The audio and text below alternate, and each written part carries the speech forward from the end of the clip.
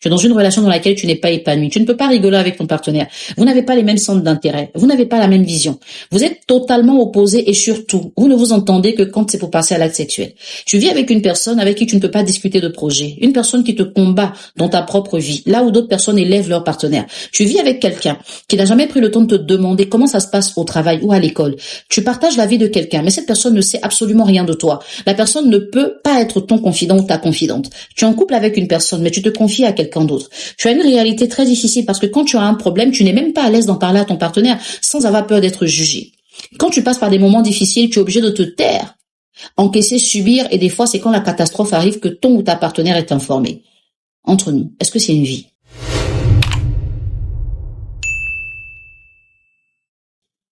Si tu choisis mal, tu te serviras des groupes WhatsApp pour combler le vide laissé par la personne qui partage ta vie.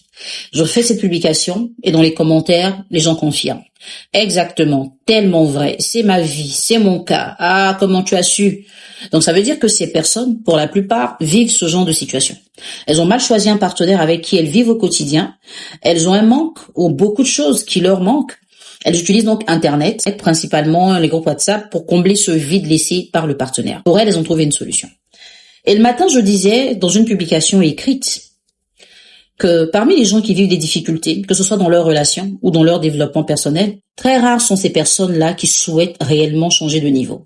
La plupart veulent entendre de la compassion. Donc les gens veulent une oreille qui va les écouter pleurer et une bouche qui leur dira c'est pas de ta faute, Yako, ça va aller, du courage. C'est ce que les gens recherchent en général.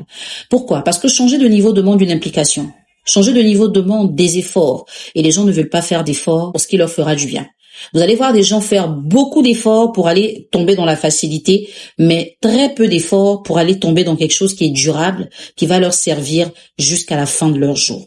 C'est la réalité. Et les gens se demandent pourquoi ils continuent de se faire. Quand tu choisis mal ton partenaire et que tu vis avec lui ou avec elle et que tu te sens mal au quotidien, que tes nuits sont difficiles, la journée tu oublies un peu parce que tu es en contact avec le monde extérieur, mais quand tu rentres chez toi, tu tombes face à ta réalité. Tu es dans une relation dans laquelle tu n'es pas épanoui. Tu ne peux pas rigoler avec ton partenaire. Vous n'avez pas les mêmes centres d'intérêt. Vous n'avez pas la même vision. Vous êtes totalement opposés et surtout, vous ne vous entendez que quand c'est pour passer à l'acte sexuel.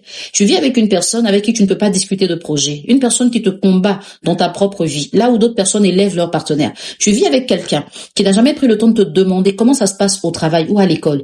Tu partages la vie de quelqu'un, mais cette personne ne sait absolument rien de toi. La personne ne peut pas être ton confident ou ta confidente. Tu es en couple avec une personne, mais tu te confies à quelqu'un d'autre. Tu as une réalité très difficile parce que quand tu as un problème, tu n'es même pas à l'aise d'en parler à ton partenaire sans avoir peur d'être jugé. Quand tu passes par des moments difficiles, tu es obligé de te taire,